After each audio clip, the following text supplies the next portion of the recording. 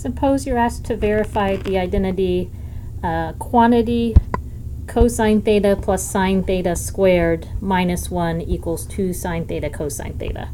The first thing I wanted to point out, and this is a really common mistake even for the calculus students, is that cosine squared theta plus sine squared theta does equal 1. That's your most fundamental trigonometric identity. But if it's the quantity squared like this, that does not equal 1.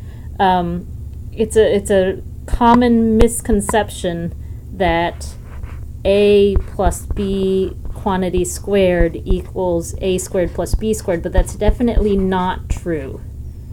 You can't distribute an exponent over a sum or a difference.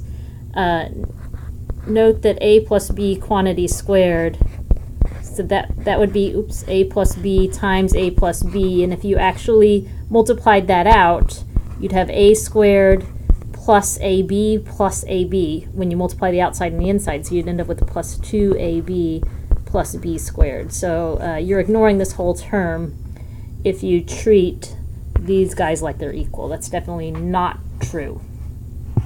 Okay, so now to actually verify the identity.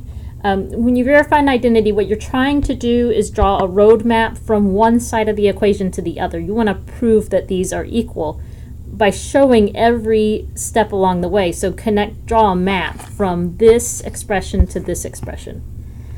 Okay, so the first thing is make sure you start with just one side of the equation that you're given. And it's best to always start with the more complicated side, which I would say is this. The left side here has a lot more going on. So I'm going to start with, okay, LHS for left-hand side is cosine theta plus sine theta quantity squared minus 1. And we want to show that that's equal to 2 sine theta cosine theta. So this over here is our finish line. Once we get to that, we can stop. But we have to work with what we're looking at right now. So what I would do is expand this cosine theta plus sine theta squared. So note that that's equal to, all right, well, we could write it out long ways. Cosine theta plus sine theta times itself. That's what it means to square something. Oops, not squared. Minus 1. Wait, better get rid of this.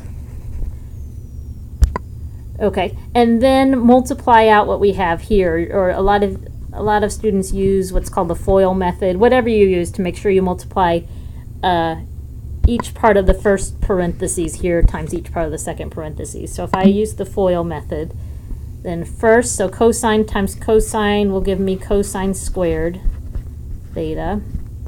Outside will give me cosine theta times sine theta, and inside gives me, well, sine theta times cosine theta, but order doesn't matter for multiplication. So those are the same. Outside is cosine theta, sine theta.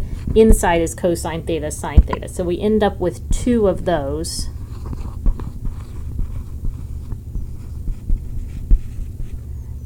I'm sorry about my handwriting. And then last, sine theta times sine theta, so that's sine squared. Okay. Now, be watching for any cosine squared plus sine squared. So notice that we have that here. We have cosine squared theta plus sine squared theta, and that cosine squared plus sine squared is equal to 1. And I wish I had a little more room here. I'm going to try to squeeze it below. I know that might be kind of foolish, but so this is equal to, if I can squeeze this on the very bottom of the screen, no, I'm not going to be able to. Okay, so getting a new page here. The cosine squared plus sine squared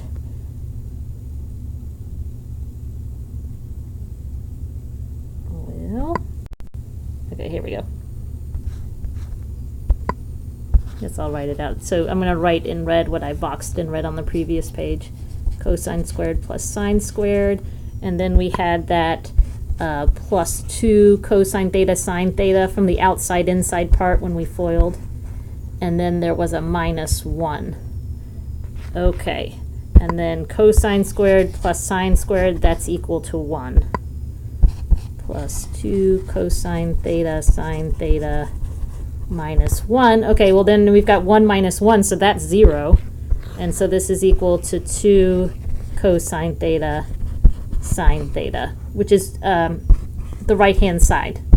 So now we've drawn a complete road map from